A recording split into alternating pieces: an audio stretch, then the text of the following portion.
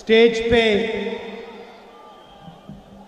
Congress party के सब वरिष्ठ नेता,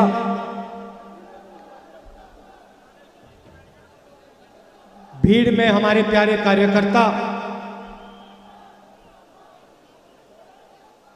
शेर और शेरनियां,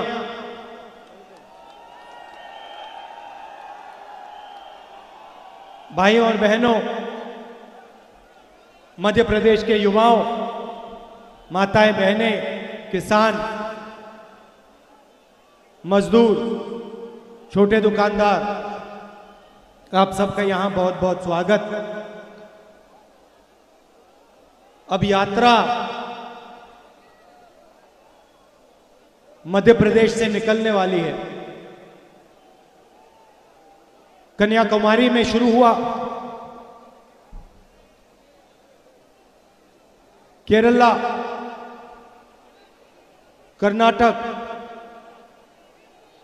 तेलंगाना, आंध्र, महाराष्ट्र, अब मध्य प्रदेश, और इसके बाद ये यात्रा राजस्थान, हरियाणा होकर दिल्ली पहुंचेगी और फिर श्रीनगर तक ये यात्रा जाएगी और वहां पे हमारा जो तिरंगा है उसको हम फहराएंगे। मगर ये जो यात्रा है ये कांग्रेस पार्टी की यात्रा नहीं है। जरूर कांग्रेस पार्टी के कार्यकर्ता इसमें भाग ले रहे हैं, चल रहे हैं, मगर अब यह यात्रा हिंदुस्तान की गरीब जनता, किसान, मजदूर, बेरोजगार युवा, छोटे दुकानदार, स्मॉल और मीडियम बिजनेस चलाने वाले लोगों की यात्रा हो गई। और मैं ऐसे नहीं कह रहा हूं, क्योंकि अगर मैं दोहराता रहता हूं, अगर आप स्टेज पे देखें, हमारे कार्यकर्ताओं से बात करें, हमारे नेताओं से बात करें, तो सब आपको बताएंगे 8 घंटे चलने के बाद, 25-26 किलोमीटर चलने के बाद, 6-7 घंटे चलने के बाद किसी को यहां थकान नहीं हो रही।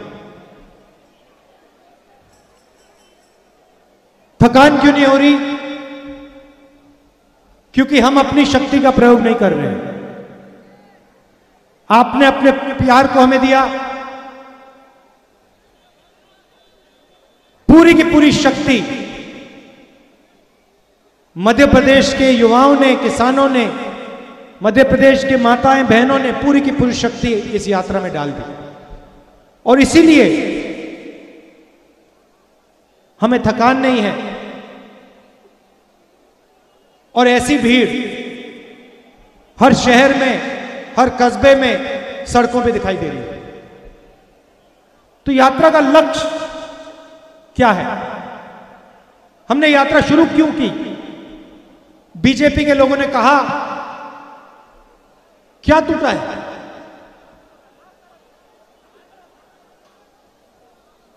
देखिए,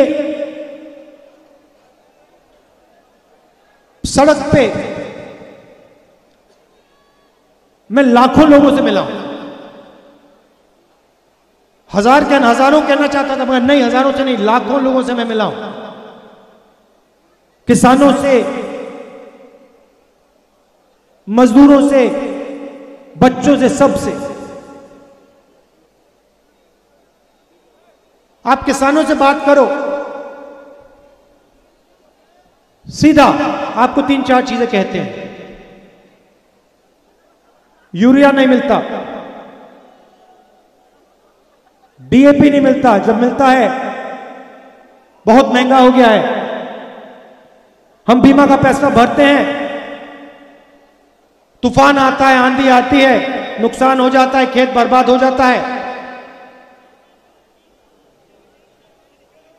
बीमा वाली प्राइवेट कंपनी मिलती नहीं है, ना इंटरनेट पे मिलती है, ना टेलीफोन पे मिलती है, सही दाम नहीं मिलता, हमारा कर्जा माफ कभी नहीं होता।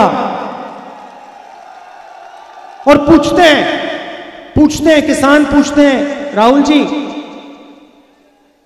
हमें आप एक बात समझाइए, हिंदुस्तान के सबसे बड़े अरबपतियों का कर्जा माफ हो जाता है, बैंक के सामने लाल कालीन लग जाता है, और हमारा 50,000 रुपए का लोन, 1 लाख रुपए का लोन माफ नहीं होता। क्यों? हमने क्या गलती की? हम में क्या कमी है? ये हजारों किसानों ने मुझसे पूछा है। दूसरी तरफ आप युवाओं से बात करो, कहेंगे इंजीनियरिंग की, माता पिता ने पूरा का पूरा पैसा जो था उनके पास शिक्षा में डाल दी, प्राइवेट कॉलेज, प्राइवेट यूनिवर्सिटी में पैसा डाला, इंजीनियर बनने का सपना था, पास हुए, पता लगा हिंदुस्तान में इंजीनियर नहीं बनता है, इंजीनियर जाके सड़कों पर मजदूरी करता है।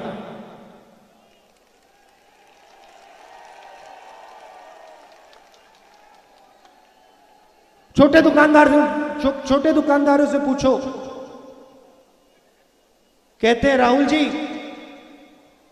नोटबंदी ने, जीएसटी ने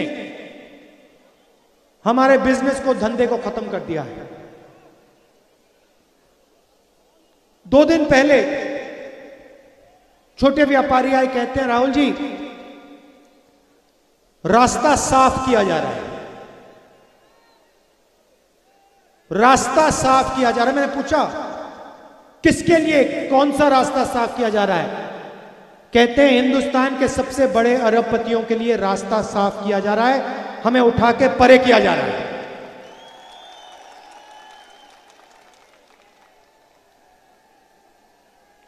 और फिर जहां भी इनको मौका मिलता है, एक भाई को दूसरे भाई से लड़ाते हैं, एक जात को दूसरे जात से लड़ाते हैं, एक धर्म को दूसरे धर्म से लड़ाते हैं, स्टेट को लड़ा देते हैं। मैं आपसे पूछना चाहता हूं, परिवार में लड़ाई होती है, भाई भाई के बीच में लड़ाई होती है, तो परिवार का फायदा होता है या नुकसान? तो अगर परिवार का नुकसान होता है जब भाई भाई की लड़ाई होती है, तो फिर देश में जब भाई भाई की लड़ाई होती है तो फिर देश का क्या होगा, फायदा या नुकसान? एक तरफ कहते हैं हम नेशनलिस्ट हैं, हम देशभक्त हैं, और दूसरी तरफ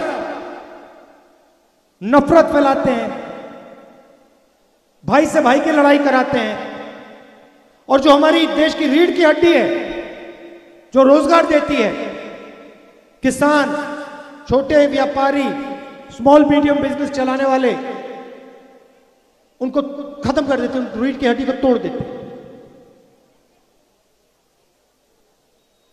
मध्य प्रदेश में युवाओं को रोजगार नहीं मिल सकता। कुछ भी कर लो, कुछ भी कर लो आप, मध्य प्रदेश के युवाओं को, बाकी हिंदुस्तान के युवाओं को रोजगार नहीं मिल सकता।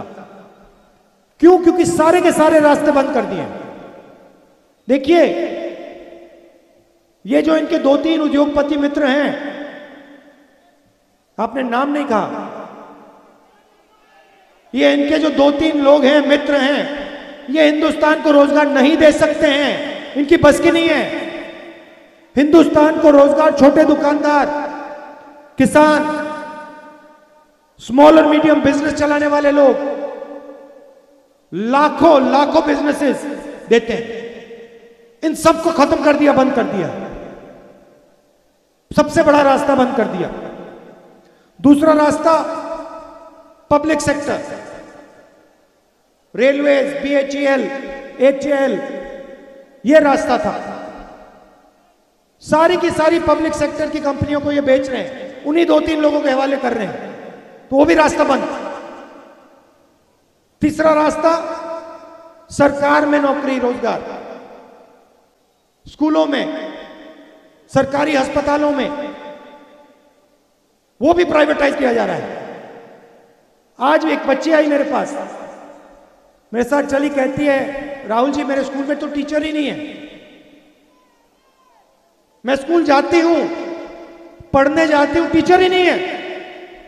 सामने ब्लैक बोर्ड के सामने बैठ जाते हैं और घर चले आते हैं। यह है मध्य प्रदेश की शिक्षा।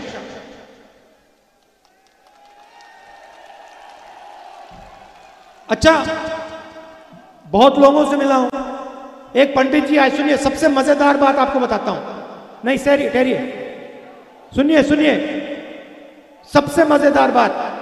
पंडित जी आते मेरे पास और बहुत गहरा सवाल किया उन्होंने मुझसे। पहले समझाया, कहते हैं राहुल जी, जो भगवान राम थे वो तपस्वी थे, उन्होंने अपनी पूरी जिंदगी तपस्या में डाल दी।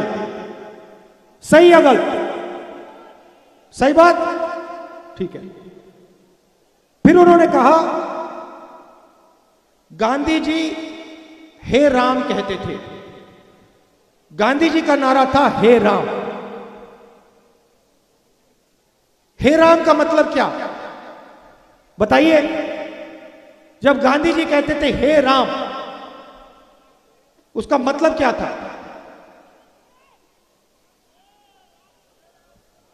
चुप हो गए? नहीं, हे राम का मतलब राम एक जीने का तरीका थे, एक जीने के का तरीका था। राम सिर्फ एक, भगवान राम सिर्फ एक व्यक्ति नहीं थे, एक जिंदगी जीने का तरीका था। प्यार, भाईचारा, इज्जत, तपस्या,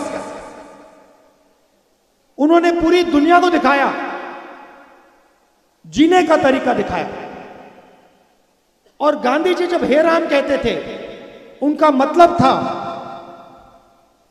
जो भगवान राम है वो भावना हमारे दिल में है और उसी भावना को लेकर हमें जिंदगी जीनी है। ये है हे राम। दूसरा नारा फिर उन्होंने कहा, देखिए, एक नारा हे राम, सुनो सुनो, डिस्टर्ब मत करो। एक नारा हे राम मतलब जिस प्रकार से भगवान राम ने अपनी जिंदगी जी, जो उन्होंने तपस्या किया, जो उन्होंने समाज के लिए काम किया, जो उन्होंने प्यार फैलाया, भाईचारा फैलाया, वैसे ही अपनी जिंदगी जीना। दूसरा नारा जय सिया राम, जय सिया राम। अब जय सिया राम का मतलब क्या है? यह पंडित जी ने मुझे बताया, सीखा हूं मैं, यात्रा पे बहुत कुछ सीखा हूं। जय सिया राम का मतलब क्या है? दिग्विजय जी ताली बजा रहे हैं। जय सिया राम का मतलब जय सीता, जय राम। मतलब क्या कि सीता और राम एक ही हैं, सीता और राम एक ही हैं। इसलिए नारा है जय सिया राम या जय सीताराम। सही? मतलब जो राम के जीने का तरीका था, जो उन्होंने सीता के लिए किया, भगवान राम ने सीता के लिए क्या किया आप जानते ही नहीं हो क्या? क्या किया? जाके सीता की इज्जत के लिए, सीता के लिए लड़े। सही? तो जब हम जय सिया राम कहते हैं, हम सीता की याद करते हैं और समाज में जो सीता की जगह होनी चाहिए उसकी आदर करते हैं। सही? जय सिया राम या जय सीताराम। तीसरा नारा जय श्री राम। उसमें हम राम भगवान की जय करते हैं। पंडित जी ने मुझसे कहा कि आप अपनी स्पीच में पूछिए कि बीजेपी के लोग जय श्री राम करते हैं मगर कभी जय श्री राम और हे राम क्यों नहीं करते।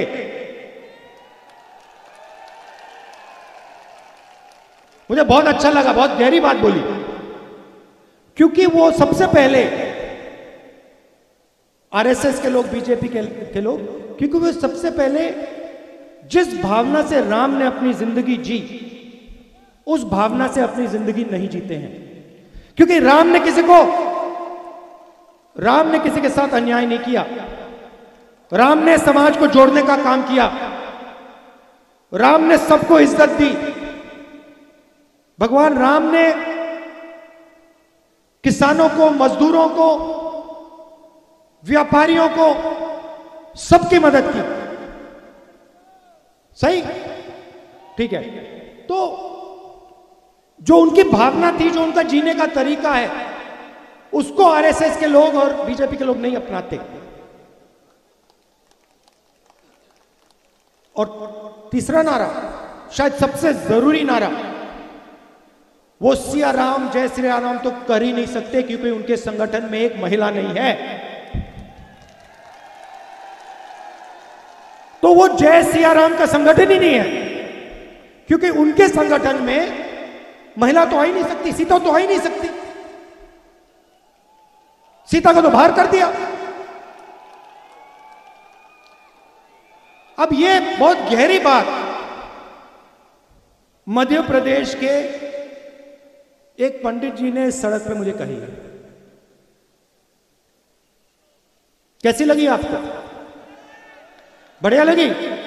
तो हमारे जो आरएसएस के मित्र हैं, मैं उनसे कहना चाहता हूं, जय श्री राम जरूर, जय सिया राम और हे राम तीनों का प्रयोग कीजिए और सीता जी का अपमान मत कीजिए।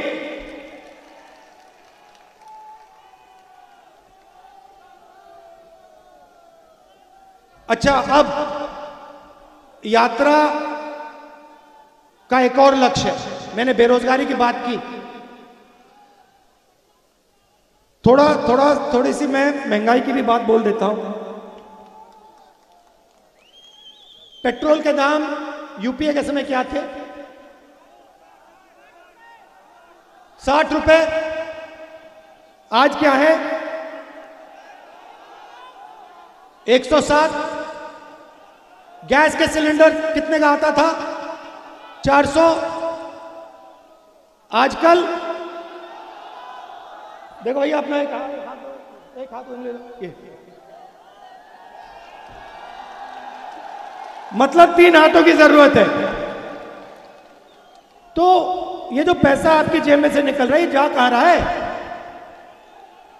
पैसा गायब तो नहीं होता।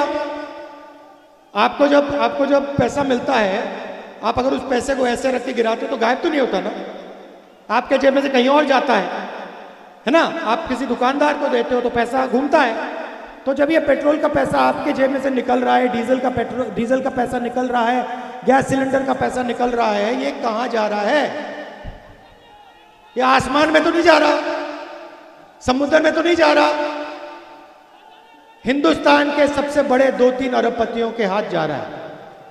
वो कुछ भी कर सकते हैं भाई और बहनों, सड़क बनवा सकते हैं, पोर्ट खरीद सकते हैं, एयरपोर्ट उनके, सेलफोन उनका, माइक्रोफोन देखूंगा शायद उनका नाम इसमें मिल जाए। इसके नीचे देखूंगा, देखो यहां भी उनका नाम मिल जाएगा। जूते में देखो, वहां भी उनका नाम, लाउडस्पीकर पे उनका नाम। तो 2 देश बन रहे हैं, एक अरबपतियों का, उसमें जो भी करना है कर लो, जो भी सपना है देख लो, और दूसरा बाकी हिंदुस्तान गरीबों का, किसानों का, मजदूरों का, छोटे दुकानदारों का, उसमें आप बेरोजगार रहो, महंगाई के अंदर डूबो। ऐसा हिंदुस्तान हमें नहीं चाहिए। हमें न्याय का हिंदुस्तान चाहिए और इसलिए ये यात्रा श्रीनगर में जाकर तिरंगे को लहराएगी। आपने अपना प्यार दिया, मोहब्बत दी, दिल से आपका बहुत बहुत धन्यवाद। नमस्कार, जय हिंद।